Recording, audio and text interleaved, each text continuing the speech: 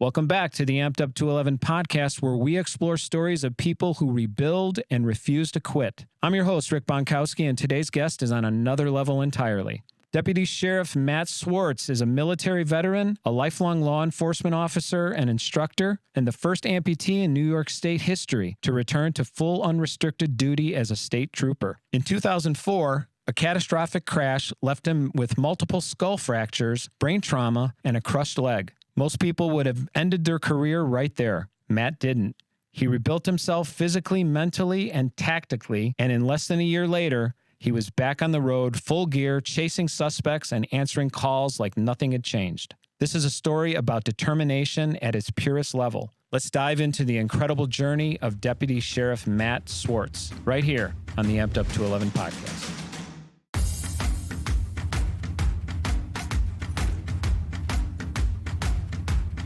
Hey everybody, I am proud to present Deputy Sheriff Matt Swartz is here today. Good morning, sir. Good morning. Good to see you. Good afternoon here. Oh yeah, good afternoon by you.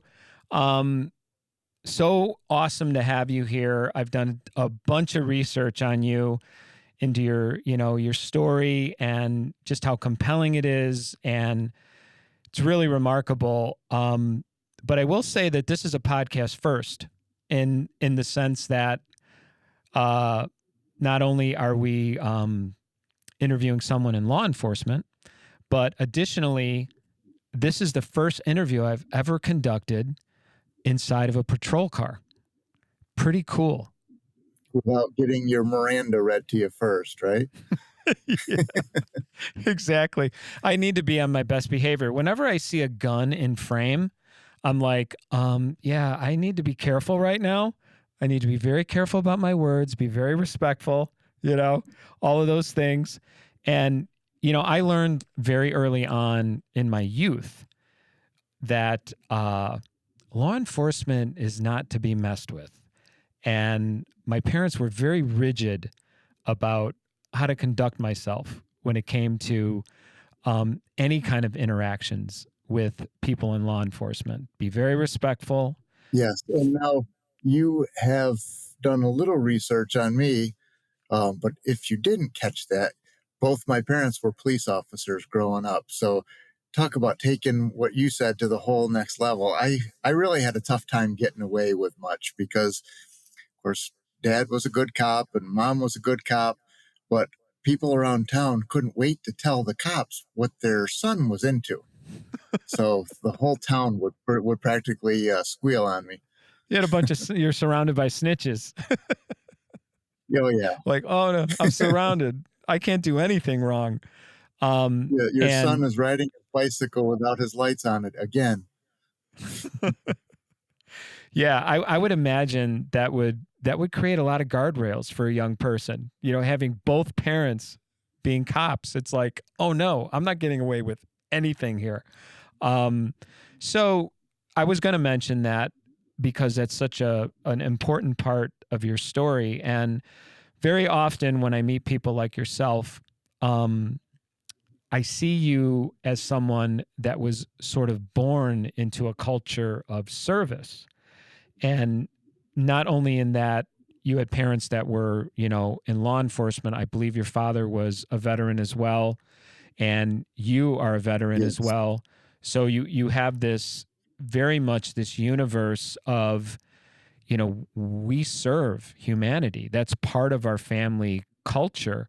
And, do you feel like a lot of that, even today, is like a big part of your life? Because I know you're an instructor as well.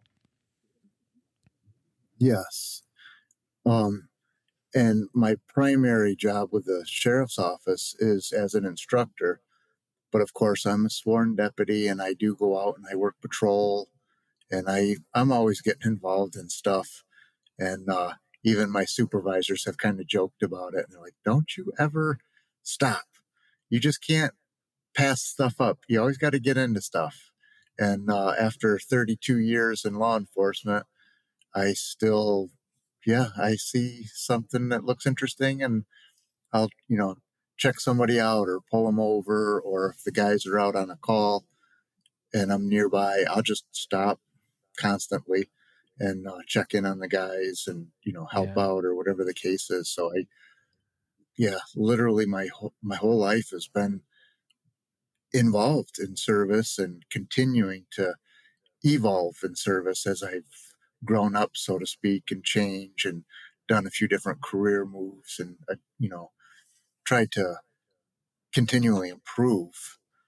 But yeah, here I am still doing it, and at this Still age. doing it. Yeah, and it's a remarkable climb that you've gone through.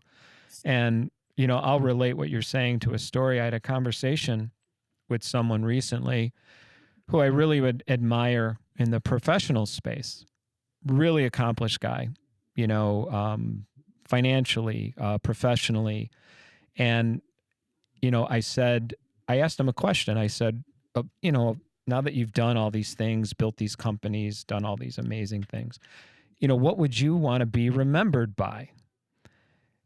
And he said, I want to be remembered by the people that I served.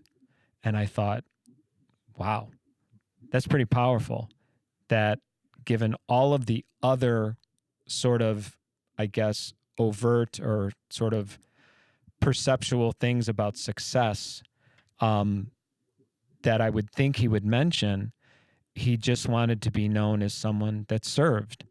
And I thought that's a really, really interesting perspective coming from what you've done with your life. And I think it's definitely a calling for people.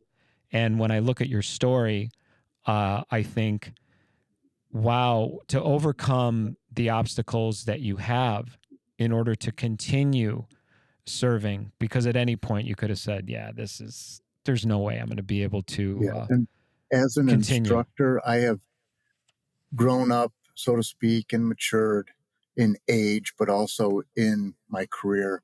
And when I became an instructor, I always took it to heart to try to provide my best for everybody. And I always thought that if I could at least have one officer or one recruit learn enough from me to, potentially save their life or save somebody else's, then it's all kind of worth it. And that story of starfish, and there's a, a couple of kids walking up a beach, and the kid picks up a starfish and throws it back into the water. And the other person that's with him says, "Why are you doing that?"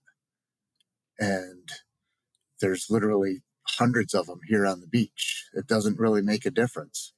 And the kid looks at him and says, "Well, it made a difference to that one." Yeah. And I kind of took that to heart when I started telling my story and kind of sharing it. I've been through some really tough times. And of course, it all still costs me physically, monetarily. And it's definitely been a challenge for me, but I felt the same way. If I could tell my story and share the hell that I've been through, and it becomes just one person's benefit, then I guess it's all worth it. I didn't get $1 million. I didn't get any dollars in my crashes. I literally had lots of costs, and my benefit that I've always felt and kind of took to heart was, the reason why it happened, the crashes, was because God had another plan for me. And the plan at first, the fear was that the plan was to get out of law enforcement and go try to do something else, because now I have a different set of physical circumstances, being minus a Yeah. leg. But as it turned out, I did keep my job and then began sharing my story and just try to make the benefit of that. And early on, when I started to really settle in and realize, this is forever. This isn't like a jail sentence where I just do my 4 years and then the leg grows back and I'm back to normal. This is my new life. And I might better start trying to make the best out of it and enjoy it, because it's not changing. So here we are. What are we going to do with this? Let's smile and figure out how to do whatever challenges pop up, whether it's running, walking up a set of stairs, or in my case, continuing to be a police officer. And at the time, after the first crash, I was still involved as a volunteer firefighter. And I went back to full duty as a firefighter also. And Wow. just spent so much time trying to get back to what we call normal and Mm-hmm. in that fight to kind of get your life back. And then once I got it back, it's like, no, let's pass this on to somebody else. Let's share. And then Yeah. one thing led to another. And I was asked to tell my story, different places and different times and stuff. And now fast forward 21 years since I went back to work. I just hit that mark back in October. It's been 21 years that I've been formally working full duty. And here I am still trying to pass this along and maybe be a benefit to somebody else. Yeah, it's powerful stuff. And, when you talk about the crashes, people that don't know your story, I mean, to experience a life-threatening crash in 2004 and then again in 2017, I mean, you were struck by lightning twice. And that, to me, is just an extraordinary set of circumstances when you really consider the odds of one being in a collision that could, not only take a limb, but also threaten your life. Let's talk first about that first initial crash. Can you kind of walk us through what that day was like as far as what you remember? That weekend literally felt like a bomb had gone off because we had two dogs, and the oldest dog, she had passed away that Saturday morning. We found her. We got up in the morning and she had passed away in her sleep. It was very, very tough, as you can imagine, but she was older and she was having some health problems. So we kind of reasoned with it and said, she's in a better place and she's gone on to rest. We were in the process of building a house at that time out in the country. So that Saturday morning, we had got up and I had taken the dog down to the new property and found a spot, dug a hole and buried her, and thought she'll be there to, keep an eye on things. And then that next day, Sunday, was just kind of like shell shock. What do we do? We're trying to spend some time with the puppy and just trying to get through the day. And then that next day, Monday morning, we headed down and I was going to work on the house because I was supposed to work that day, but I didn't go in until the night shift. So I basically had all day long to go work on the house. And I was into construction stuff. So I was building right along with the contractors, doing stuff and up on the roof or whatever the case was. So we had just left the house and it was 7:30 in the morning. We'd only gotten a couple of miles from the house and another driver, not paying attention, turned into the side of my vehicle and just caught it perfect as I'm coming up the road. It turns into the back corner, causing my vehicle to slide, spin, and it caught the passenger side back tire on the ditch and it launched my vehicle and rolled 3 or 4 times. And in that, I wound up getting ejected. And of course, I had the traumatic brain injury. Skull was fractured in 3 separate spots, a broken arm. And then my leg at the time, it wasn't amputated. It was still there, but it was mangled pretty good. Now, you would ask, what do I remember of that day? I don't really remember much. And I found out doing my research afterwards how the body reacts to trauma. And a lot of times, if you go through something very traumatic, especially if it's physically traumatic to you, our brains are basically like computers. We've got a short-term memory, which is the cache, and we've got a long-term memory, which is the hard drive, and then you got your operating system. And if you hit the operating system hard enough, the cache gets wiped out. The long-term, your hard drive is still accessible, but it takes some tools and tricks to get things firing again. So Yeah. generally, when somebody's involved in a traumatic experience like that, a lot of times your mind will lose the 24 to 48 hours that's in the cache because it hasn't been situated and stored in the long term yet. So all that being said, I really don't remember much of that day. I just vaguely remember, packing up the puppy, and away we went, headed for the new house. And so that being said, it was basically the whole family. It was the wife, the dog, the puppy, and me when we got hit. And what were the other injuries? The biggest problem that I had was the skull fractures. Yeah. When paramedics got to the scene, they said that when they made that quick assessment of me, I was, of course, bleeding out of my nose, but they said I had blood coming out of my ears and blood coming out of my eyes, and especially blood coming out of the ears. They said, "Oh, this is a big problem," and they called for the life flight helicopter to come and pick me up and bring me into the trauma center. And to So be that was the ejected worst of the from the problem. vehicle. Well, when I think about someone being ejected from a vehicle, and you were a state trooper, so I'm sure you've seen, plenty of crash Lots of scenes, accident. crashes. Yeah. So, I mean, you're fully aware of what those outcomes look like in terms of the metrics of who makes it when they're ejected from a vehicle.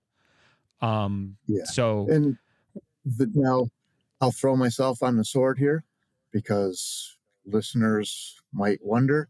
I am fully transparent on it. I was not wearing my seatbelt. So, yeah, yes, I got ejected. I went out the back window. But, who decides? It's not me, it's God. And if you were to see the pictures of my pickup truck from after the crash, as it spun and launched, it actually landed on my side of the roof. And you can actually see, if you look at the pictures from outside, you can see where the roof is bent right around this part of the seat. yeah. So if I had stayed in the vehicle, maybe worse, maybe better, who knows? But that's how we reasoned with it. Apparently, God just had a different plan for me, and it's time for a change of direction, so to speak. Yeah. All that being said, the way I felt about it was I got to take the brunt of all the damage because the wife wound up having a cut on her knuckle and she got 3 stitches, and the dog didn't get hurt at all. The dog took off running, and the guys had to try to catch her when they got there to the scene. So I counted that as a Incredible. blessing because I got to take the full hit, and nobody else got hurt. Not even the other driver that drove into the side of me just got shook up a little bit. Yeah, that's a miracle in itself. And, realizing during, being post-op, you're in the hospital. And another, sort of compelling part of your story is, waking up, attempting to get out of bed and falling to the floor saying, well, wait a minute, what's missing here? Yeah. And I now there can't even was a little bit imagine of what. time before that because that actually that wasn't at the trauma center. So I was at the trauma center and I was in a coma for, from what I was told, a couple weeks approximately. But then when I started to come to or come out of the coma, nothing registered. And they would look at me and they would say, "Your name is Matt. What's your name?" And I couldn't even answer. Wow. My vision was messed up, and I was basically kind of awake, but still laying in bed as a vegetable. And then eventually they, again, trying to get the computer working, trying to get my brain to fire and trying little simple things to kind of wake me up. It did take a while, but once they got me stabilized enough, did the amputation of the leg, which was about 2 weeks after the crash. That's when they sent me out to a brain injury hospital for the rehab. And it was there when I was doing a little bit better. I still wasn't, able to deduct and reason, but I was just starting to come to a little bit. And when I got out of bed, because I had to go to the bathroom, and I fell, and that's like the first thing that I remember, that I was laying on the floor, leaned up against the bed, and it was like some of the reality started to set in. I didn't understand the full consequences of everything, but it was like, I've got a problem. My leg is gone. And about that time's when the nurse came in and picked me back up and put me back into the bed. But that was the first time that I really, was able to think and remember something after the crash. Yeah. And the thing I want to sort of get into your headspace about is at what point in the timeline, and you might say, well, immediately I felt this way, but at what point in the timeline would you say you thought, well, I got to get back to work? It was still a little bit longer. So when I first came to, so to speak, and I realized I don't have a leg, I was still had quite a bit of damage that I was still dealing with.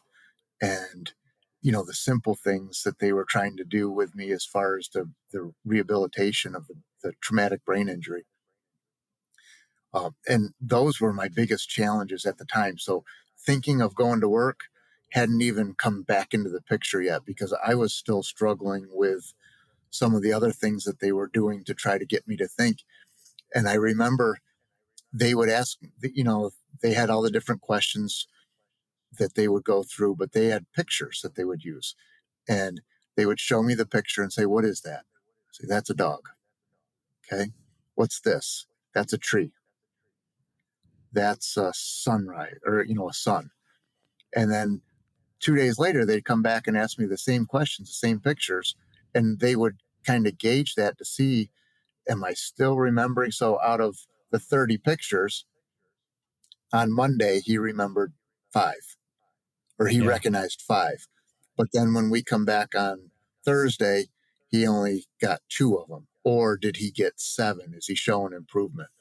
And I remember specifically one that drove me nuts, because I was doing a little bit better. So I was getting most of them correct. And they showed me this one picture, and I said, "I can't tell you what it is. I can't remember what it's called. I do remember that it's in the yard, and I hate it because I always have to move it to mow the lawn, but I can't tell you what it is." And they said, "It's a hammock." That's right. It's a hammock. I hate that thing.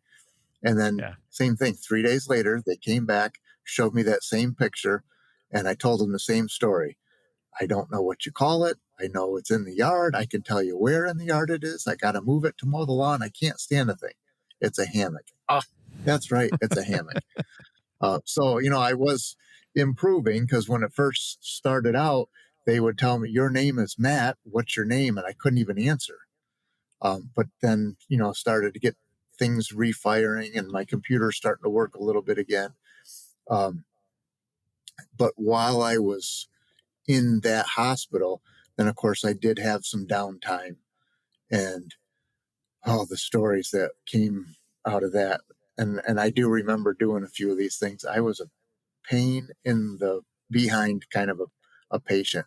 So they would put me in a wheelchair along with other patients, and they would have us sitting in the hallway near the nurse's station. That way they can keep an eye on us. And I could not figure out for the life of me how to get out of that wheelchair, but I wanted out. And I would sit there, and it's like the plate section. And I know now there's just a strap in the back of the chair. All you got to do is hit one button and the thing will come right off. You can take my table off. But I couldn't figure it out. And I would sit there fighting with that thing, fighting and fighting. And I just couldn't escape. And then as I improved a little bit more, they would let me use the phone. And I remembered the phone number for dispatch. So I would call the state police dispatch. And of course, the dispatchers, everybody knew me. And I would call, and they'd be like, "What do you want, Matt? Can you send a patrol to get me? I got to get out of here." Like, no, we're not sending a patrol. Go back to your room. So there was a lot of good times and good memorable moments that that started to develop. So at that point, it wasn't like in my mind, I am not going back to work or I cannot go back to work. It just Yeah. hadn't really come up until I got sent home and trying to figure out what to do. I had just gotten a prosthetic leg. I could barely wear the thing. It hurt so bad. But that's when they brought me in for the meeting with some of the command staff with state police. And that's when they told me that I have the medical retirement and we're really sorry about your luck. If you need anything in the future, like a reference for a new job, just let us know. We'll help you out. And I already knew that I was going into that meeting and what it was going to be for. So I let them go through the whole talk with me about, geez, it's really a tough thing that you went through and we wish you the best and all that. And then they said, did you have any questions? I said, yes, I do. What's your question, Matt? I said, am I still a state trooper and just out on sick leave? And they were like, well, they looked at each other. Well, here's your retirement paperwork. You're disabled. And I said, am I still a state trooper out on sick leave? And they thought about it and said, yes, you're still a state trooper. And yes, you are still out on sick leave. And then I worded it properly. And I said, I know I'm not God's gift to police work. And I know now I've got a different set of circumstances with this leg that I've got to try to deal with. And if I can't do this and I'm a danger to the guys and I'm not going to come back and put anybody else at risk because I can't do something. I'm just asking, will you let me try? And wording it that way, they were like, oh, yeah, okay, you're still on sick leave. And they pulled my paperwork back and I didn't get medically retired and I stayed out on sick leave. And then it just kind of went quiet from there. And it was all basically left on my shoulders to try to figure this out and recover and get myself back to work.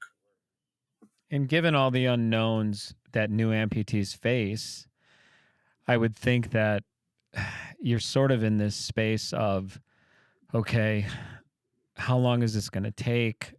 How much commitment is it going to take for me to be able to not just go back to work, but essentially there's this bridge that gets built, for all of us amputees, myself included, where I want to feel normal. I want to move normally. I want to just assemble some sort of myself again so that once I sort of get back to that, sort of baseline of being a person, then I can start to weigh and consider, how am I going to adapt myself to doing what is really, truly a very rigorous job with what you do. It's not, you're not a desk jockey, so to speak. You're someone that's on the go. I mean, fighting crime, enforcing the law. This is not an easy job. This is typically grossly underpaid, and there's enormous expectation that goes with people, in your field. Physically, psychologically, there's so much that you're managing. What do you think were the things that you pressed into during those moments of doubt where you thought, how the hell am I going to do this?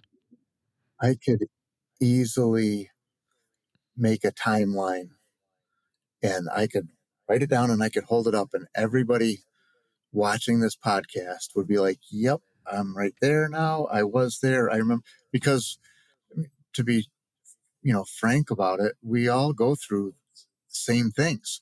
So after I had that meeting with the bosses, I had a prosthetic leg, but it was my first one.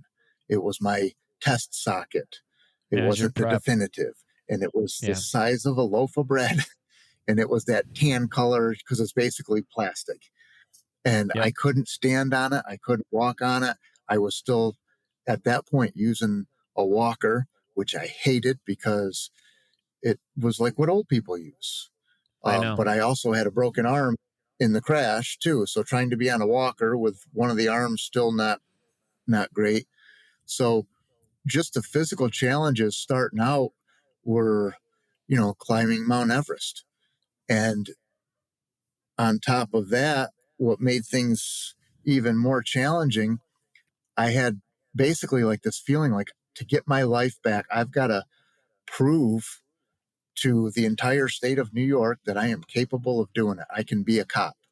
And at that point, I had never heard of a cop being on a prosthetic. I knew nothing about it. One thing that was different for me timeline wise, my crash was in November of 2004. And in February of 2004, February, March, April is when we had the Battle of Fallujah. And Walter Reed was just kicking off. And they started pouring so much money into rehabilitating soldiers. And along with the advancements in body armor, just naturally, everybody with their plate carriers, they're coming home alive, but they're coming home missing a limb. And they put so much money into advancing prosthetics and trying to give support to the soldiers. So while I was recovering, there was a lot of stuff that I was able to see that, the guys were doing at Walter Reed and the advancements. And then they were, on Young and the Restless in the Afternoon had an amputee soldier that just came home and he got mixed into the story. And then there was movies that started coming out. And one of the first books that was given to me was it's called Back in Action, and it's about Captain David Roselle. And he was the first one officially on record to go back to Afghanistan with a prosthetic leg. Wow. So, all of that stuff served as inspiration for me, but at the same time, I could see it, but it was no benefit to me. I just couldn't get involved in that stuff and couldn't get my hands on any of it. And at the same time, my rehabilitation is starting to click along. I'm going to therapy a couple times a week. I'm doing all my doctor's appointments, and I'm slowly but surely getting a little bit better and a little bit better. But I'm seeing what the soldiers are doing. They're out skiing, they're downhill skiing, they're water skiing, they're running, doing marathons, they're going back to Afghanistan. So I had some inspiration for myself, but none of it was accessible. So again, I'm back to my own little orbit, my own little world, trying to figure out how to do this. And then the three-headed snake, so to speak, kind of kicked in, because right down the center of it is me as a newly disabled person trying to recover, trying to walk, trying to stand, trying to live, trying to figure out things. What am I going to do now? And then on this side, I've got work, and I've got the state police, and I've got, all this question, can I be a police officer without a leg? And now here comes that third segment that come in, was my private health insurance, which was the biggest problem out of all of it. Yeah. I had gotten to that point where I was doing a little bit better, and the therapist would take me for a walk. And there was a bar attached to the wall that I could hold on to. And then she had a little waist belt wrapped around my little battle belt, we called it. And same thing, you guys in the audience listening, you probably have either already experienced or you will soon. But the therapist is basically holding on to that belt so I don't fall while I'm trying to walk on this prosthetic. And we got done the one day, and she said, all right, when you come back in Friday, you're going to walk by yourself. And I was like, oh, no, I'm not. I'm not ready for that. And she said, you'll be fine. We put a lot of work into this. You've been coming, and you're doing a lot better. I believe in you. You can do this. You're ready. And I remember thinking, I was like, can I call in sick to physical therapy? Like you would for work. Like, Matt's not going to be able to make it today. He's not feeling good.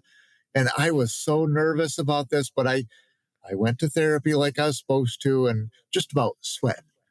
And when I get there, she's like, oh, good morning. Are you ready to walk? And I'm like, no, not by myself.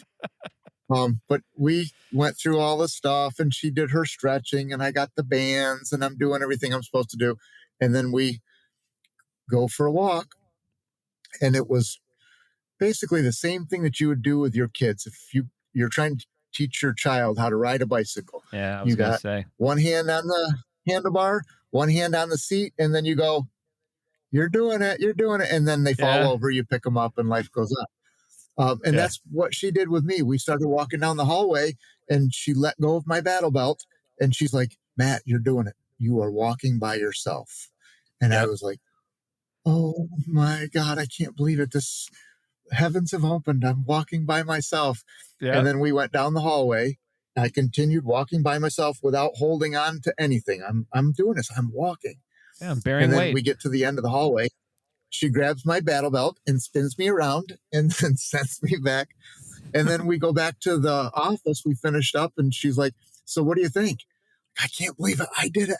I walked. I was just so happy. I couldn't even put words into it. And then she said, all right, well, I wish you the best.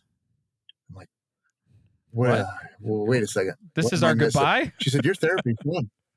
Yeah. She said, your therapy's done. I said, it can't be done. I just walked for the first time. And she's like, well, that's all your insurance will pay for. So congratulations. Best of luck to you. And then I had to walk out, and I'm like, funny how that works, therapy right? can't be done. Health insurance. So I called my health insurance, and I went through the whole story. I'm like, I'm a state trooper. I need to be able to, and I just walked my first steps. Therapy can't be over. And they're like, sorry, that's the way the policy reads. You get 30 calendar days. She said you could go once a day for 30 days and get 30 sessions, or you could go once a week for 30 days and you'd only get 4 sessions. But your policy says 30 days. 30 days. And I'm like, that's it. Hey. And then that's when some of the dark days and the dark times started to kind of set in, because now I'm at home and I have no idea what to do other than a little bit that I had learned in therapy, but I'm not a therapist. I'm trying to figure out how to fix myself, and I'm Googling stuff, trying to see what the soldiers are doing, and really like almost like left adrift out in the ocean. And I got no motor on the boat to get me anywhere. So I'm stuck and I'm just floating. And guys from work trying to look out for me and help out would come up and, like, hey, I got this little grip master I brought you to work out with. And, here's a couple of dumbbells from home to work out with. And guys were trying to do what they could to help me, but I was really stuck. And one of the guys in our employee assistance program, he wound up reaching out to a couple of people that he knew and made some more phone calls. And they wound up finding a physical therapist that wasn't too far of a drive for me. But she was also an amputee and a physical therapist. So Very they got helpful. a hold of her and explained the situation like, hey, he's a state trooper. Insurance isn't covering anything. Can you do anything to help? And she agreed to see me. And then I started going to physical therapy there with her. And because I wasn't a paying customer, I would get there and she would say, all right, here's what I'm going to have you do. And then she would stick her prosthetic into the machine or whatever. Here, I want you to do leg lifts. And then I'm going to be over working with these other patients. If you need anything, holler. So then she would walk away. And then I would try to take my prosthetic and do what she did with her prosthetic, and I couldn't. And I would be frustrated because I can't do what she wants me to. And like, I'm not even doing that much weight. And I'm a guy and she's a girl. Yeah. How come I can't do this? And I would get frustrated. I'd start crying. I have a couple of tears, and she'd be over on the other side of the room. And man, she would light the fire, because she'd be like, hey, if you're not going to lift those weights, then, get off the machine. Don't tie it up. Other people need to use it. Go over in a corner and don't cry all over everything. Oh man, I would get so mad. But it was almost like having a drill instructor. That's tough love right there. Then again, stop crying about it. I started to get stop crying, get off the machine, let somebody else use it. But I started to improve, and I got doing a lot better, and I'm on the treadmill and walking backwards on the treadmill. And I eventually got to the point where I could run, and I was starting to feel better. feeling like I can challenge New York State on this. I'm doing better. But there still was kind of that unknown. What exactly do they want me to do to prove to be able to go back to work? And they wouldn't give me an answer. So they basically left it open for me to guess, and started coming up with these little challenges myself. And I would go to physical therapy and we would document it. I would get out of the car and I would run 40 yards to a light pole and then, walk 40 yards back to the car. And in theory, could I get out of the car and do a foot chase? How far could I run? I was jumping fences. I was climbing stairs, and a picture's worth 1,000 words. I started taking pictures of everything, and I had my little recovery book, I called it, which is basically a photo album of everything I could think of to do as a first-time challenge for the leg. Sure. And I just continued to improve. And a couple of the guys' word got out, and I was introduced to a couple of active police officers that had prosthetic legs. And from there, things really started to feel a lot better and look a lot better. And, some of the tricks of the trade, like, you're going to have to get side zip boots because that's the only way to get the foot in and out. Excuse me. Some of the stories of what the guys were doing with their legs and stuff. And one of the stories that I had heard about was a deputy in Martin County, Florida, Sean Borman. He was on one of the cops' television episodes, and he was a bike cop also. So he was wearing shorts, but he got sent to a call, and the suspect took off running, and deputy ran him down and caught him, jumped over a fence and took him down and got him cuffed. And then as he was walking him back to the patrol car, he said, "Wonder what all the other criminals are going to think when they find out you got caught by a cop with one leg." So of course, all the guys from state police were like, "Oh my God, you gotta check this show out. You gotta try to find it." And I tried, of course, watched a few reruns. I had no idea they were playing so many reruns of that. So I thought, you know what, let me take a chance. So I found out the address and email to send questions into the show. So I typed up a little bit of my story and explained what I was after. I was trying to find this particular show, and they reached out to me and said, "We've got it. This is that far back." He said, "We got it on a VHS for you. We can send it to you," and gave me the guy's name and stuff like that. And then I pulled some strings and made a phone call. And within about 20 minutes of that phone call, that deputy is calling me on the cell phone. "Hey, I heard your story. Yeah, we got a lot in common." And that, that thin blue line, as we say, the brotherhood in law enforcement really started to kind of take shape for me when I was improving and trying to fight my way back. Well, I think all those connection points are so important because you were in sort of this, like you said, you were sort of cast adrift. You had all these sort of unknowns, and then slowly coming back, rebuilding, getting some improvement, but things didn't really accelerate, it would seem, until the community that you're a part of, which is law enforcement, sort of stepped up for you and started to kind of create all of that cohesion. And then by, using those relationships, your support system, suddenly things for you as an amputee started to accelerate. And I would imagine if we were to fast forward and go to 2017, before that particular accident, you were a completely different version, of Matt Swartz. You were an active. Yeah, but there's a couple of points though that I want to make sure I kind of resonate out there for you and for other listeners. We talk about that support system.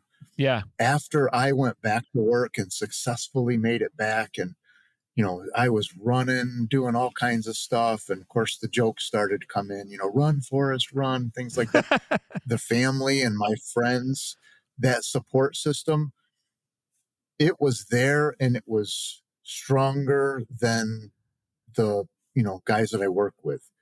Family first. And the family and my best friend and my close friends really did ensure that I didn't fall that far. And then for me, I'm kind of stuck, and I was mentioning I'm like adrift because I could see, if we're using that boat analogy, I could see land. I couldn't get to it. Yeah. And for me as an amputee, I could see all this stuff that they were doing at Walter Reed, and these soldiers are getting like 18 legs. Oh, you want to go for a bike ride? Here's a bike leg. You want to go swimming? Here's a swim leg. Oh, downhill skiing, you need a different leg. And they were doing so much as far as advancing the science Yeah. in prosthetics. They were also being used as kind of like the test board for these things. So, I mean, it was a win-win for the soldiers and for Department of Defense and Walter Reed. But meanwhile, I'm stuck, and it's like, I can see that stuff.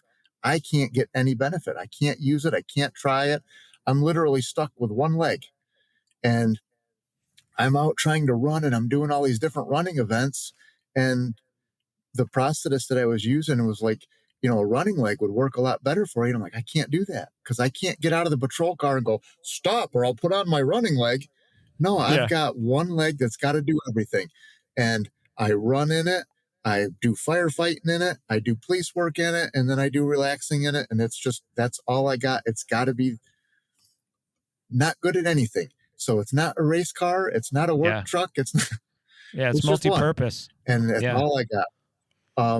Absolutely. So when I went back to work and I started, being invited to talk and tell my story and, do my speeches and things like that, I would always try to remind everybody, family first, and kind of going back to, again, my family and even my family in law enforcement, and just, the family is really what was there, because anybody that's in law enforcement can tell you or agree. I mean, there you go. Sorry, you're disabled. You're retired. Good luck. Done. If you need us for a reference, let us know. There's so many people that can replace me. And I had admitted, of course, and said that to the bosses. I know I'm not God's gift to police work. I'm still not. We're a diverse bunch of people. So of course I'm not the best. There's always a different tool for a different job. Somebody might be good at SWAT stuff. Somebody might be good at handling internet crimes. Somebody might be good at writing traffic tickets. That's one of the benefits of law enforcement, is being so diverse. But now when you add in, I'm disabled, how do I fit? And that's where a lot of the challenge came on for me. Like, what do I do from here? But I want to echo something that you said about support systems, because so often newer amputees or someone who's getting ready for an amputation will ask me, what's that like? What should I be thinking about? And I always say, what's your support system like? And very often newer amputees will focus on the physical. Well, what are prosthetics like? What do they cost? How long is it going to take me to walk? They're really focused on all this sort of outward stuff, how is it going to look? What's it going to feel like? And I say, man, you got to set that aside for a moment, because the thing that's going to carry you through the physical challenges is your mental game. And what builds that really strong mental game is your support system. When you have people that are present in your mental health and they're supporting you and they're trying to, rally for resources for you, that is going to propel you so much faster than, let's say, if you get, the best sea leg, or you get the best hydraulic ankle or whatever, and you're a mess emotionally about the psychological end of what we go through in sort of finding our identity. I would word that when I would tell my stories, and I would try to, harp on that fact that I had a strong support system. And if you've got a solid wall behind you, you can only go forward. If you don't have a solid wall behind you, you can go backwards. You can go forwards, you can go backwards. And, insert the amputee joke, 1 step forward, 2 steps backwards, or no steps either direction. One of the earliest talks that I gave was kind of relying on the strength of heart. So I got up on the stage and I told about the crash, and I told about some of my problems and physical things that I went through and all of this challenge. And I boil it down to, as far as being a police officer, I said, I can arrest somebody without handcuffs. Might be a little bit more of a challenge, but I can do it. I can bring them to jail without a patrol car. Might be a little bit of a walk, but I could literally arrest somebody, put my hands on them, and walk them to the jail. But they give us tools to help us do things. A set of handcuffs is a tool that makes it a lot easier to control somebody. A patrol car is a tool that makes it a lot easier to get people back and forth to the jail, respond to calls. I could walk to calls. I could ride a bicycle. In the olden days, they rode horses. A patrol car is a tool. It's a little bit new and improved, so to speak. We've got body armor. We got bulletproof vests. Didn't have that stuff 25, 30 years ago, but it's improved. We've got that now. And all these things are basically tools, but it doesn't change the fact of being a cop. You've got to do the right thing. You've got to follow what's in your heart to do the right thing and fight the good fight. And that was the way that I would approach when I was telling my story. And I would say, you can't teach heart. You've got to have the heart for it. And if you've got the heart to go fight the good fight and chase the bad guys, then tools make the job easier. Handcuffs, a badge, a patrol car, bulletproof vest. And in my case, I just got an extra tool. I just happen to have a left leg. Yeah. But I'm still doing what's in my heart. And it's super cool. And that it's super cool to be, it's super cool to be RoboCop too, by the way. Yes, they're definitely, the cops, when we start talking about stuff, the jokes that started coming out, the very first one, it was one of the guys from the station who had a heart of gold, but he was also a big jokester. And he had come up to the house and he was like, hey, we've been thinking about, and everybody was trying to come up with ideas like, the state is going to ask you if you can do this. Okay, I'll work on that. The state's going to potentially, what about this? What about that? And everybody was trying to help me get back to work. And anyways, this guy, Tim, he had come up to the house and he was like, hey, we've been talking and you're going to have a tough time coming back to work, which is totally opposite what everybody else was doing. Everybody else would come up and say, you're doing great. You need help with anything. You're going to be fine. And he did just the opposite. He said, nope, you're going to have a tough time. And I'm like, what do you mean? Why? And he said, well, you were always known for good police work and your cases were always good and stuff, but now you're going to have a tough time. I'm like, what are you talking about? And he's like, yeah, no matter how good your cases are, you're still not going to have a leg to stand on when you go in court. And I'm like, oh, okay. I see Here how we this go. is going to end. And then after that, everybody tried to come up with a better amputee joke to share and joke about and stuff. And, same thing, all the listeners, and I'm sure you've heard them too. I'm busier than a one-legged man in an ass-kicking contest, but you'll never catch the one-armed paper hanger. Definitely. Oh, my gosh. Just this morning, the guys in the office were like, hey, what's your leg made out of again? I said, some titanium, some graphite. I wonder what'll happen if we shoot titanium. So I don't know. Never tried shooting titanium. But still, this 32 years later, we're still trying to figure out how to, cop stuff. We gotta break this thing. Well, I'll tell you, the fact that, you had this huge mountain to climb, you arrived essentially, and then to experience another crash again. Was there any part of that, stage where you were just like, really? Again? Like, how did this happen again? Yeah. And believe it or not, when I was in the hospital after the second crash, one of the state troopers from New York that I know, he called me and he said, "Hey, bro, geez, I heard what happened. I just wanted to call and check on you." I'm like, "Yeah, got my ass kicked again. I'm still in the hospital, blah, blah, blah." And then he said to me, he's like, this is crazy. Who's got to go through what you have been through once, much less twice? Yeah. I'm like, yeah, how do you think I feel? Yep.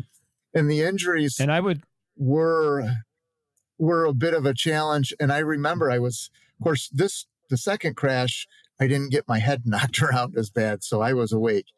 And the orthopedic surgeon came in and saw me in the emergency room, and he introduced himself, talked about the x-rays, and told me, their game plan as far as doing surgeries. And he was right up front about it. He said, "This crash is worse than the first one." And of course, I'm laying there, my legs in traction, and I still got the neck collar on and stuff. And I'm like, the first one, I was in a coma and the leg got amputated, among other things. And you're trying to say this one's worse? And he looked at me and said, "Matt, I am your orthopedic surgeon. I'm going to be doing the work on you. You can either take my word for it or just find out for yourself." And I was like, whatever, let's do the work. Let's go. And needless to say, the second crash, on top of having the prosthetic on the left side, it broke my femur on the left side, broke my hip on the left side, and then also broke both of my bones in my forearm. So my whole left side got pretty much the insult added to the injury, I guess you could say. And it was definitely a lot more of a challenge. Plus, I was also older too. I was 32 years old for the first crash and 46 for the second one. So age is a thing. But it sounds like, in a way, that your experience after the first crash was almost, in a way, like training ground for what came here next. We go again. Yeah, like, here we go again. Yep. And when I got released from the hospital and sent home, they had a physical therapist come to the house to work with me at the house. Yeah. And he's like, "Okay, let's do some stretching and we'll get some." And I'm like, "I got some mats in the gym. Let's roll out some mats. Let's do some jujitsu. Let's do something practical." And, and I was really not a good patient for the second one. I probably wasn't a good patient for the first one either, but I was worse on the second one because I had already experienced it, had already been through doing all the research on how to rehab myself because I had all that time to sit home and try to figure out how to do it. And then when I worked with that physical therapist who was an amputee, she went on to become like a director of physical therapy and education at a university nearby where her clinic was. So she actually was top notch in her field. But I did spend a lot of time trying to learn this stuff. So yeah, when the second crash happened, I pretty much knew the steps that were going to need to be taken as far as recovery. And you had built this armor, so to speak. You had built, not only the mental armor that you needed to understand what kind of resilience and grit it was going to take to overcome these challenges, but you had also developed a much thicker skin about understanding that it's a process, and I will come back, which you are today. Yeah. And you're not going to tell me no. I will find a way. Exactly. And, I always cite a specific study when I talk to newer amputees, and I say, there's this TED Talk of this person that I follow, and they talk about, potential outcomes and overachievers, high achievers, super successful people in multiple spaces, whether it be blue collar, white collar, whatever they do, whether they're doctors, law enforcement people, bankers, accountants, bricklayers, whoever it is. And they looked at all of these metrics and they did a deep dive on, what makes these people who they are, what's at their core, right? And, you would start to think, well, maybe it's an IQ thing, maybe it's their upbringing, or maybe there's something in the genetic code that is creating this sort of greatness. And all of these experts, which were like world-renowned people, they used one word, Matt: grit. That was the word that they used.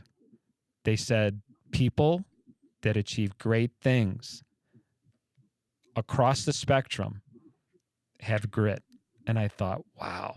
And that's like a parallel to my story and what I had just said. I just chose the word heart. But I think if you were to look at those two terms, heart and grit, and look at them in the same context, or look at them through the same lens, you would probably feel like they had the same meaning. Yeah, no, very much so. And it's that dedication to yourself, and, to serve the people around you. And you obviously have an urgency about continuing that service. So, of course, I want to just as a citizen say thank you for what you bring, to the world. And it reinstills my own personal belief in humanity in general, that we're essentially here to help each other. And, certainly your career and who you are as a person, very much sort of projects that, I'm here to help people in the way that you train, in the way that you serve your community. You keep us safe. And for that, of course, I thank you. We're going to start wrapping up here. The one thing I wanted to ask you is if people were to take, one message from your story, what would you hope that is? I try not to discount anybody else's problems. So I've been blessed.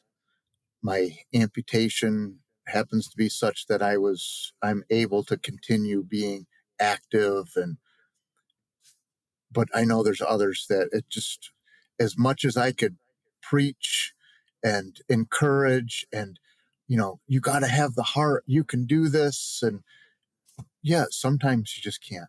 Sometimes life really does take a turn. So if there's one thing that I could, push out from my story, I'm still one of the lucky ones. You got to find your own inner happiness, because you might not be as physically capable.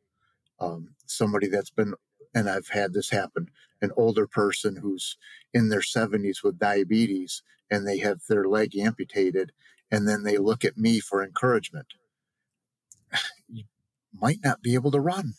You might not be able to put on a uniform and go be a police officer. Find your happiness. But the resounding bloodline that's gone through me and my life and my story, it has been family.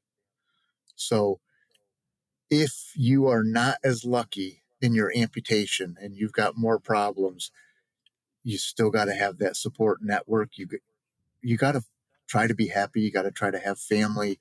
Keep your friends, keep your family close. And just, I wouldn't even know what to say other than that. Just make the best. If it's your boat, you got to row it, and just keep rowing. Very, very wise words, Matt Swartz. Thank you so much for being here. My name's Rick Bontkowski. This is the Amp'd UP211 Podcast, and I want to wish everyone health and happiness, and we'll see you next time. Thanks again, Matt.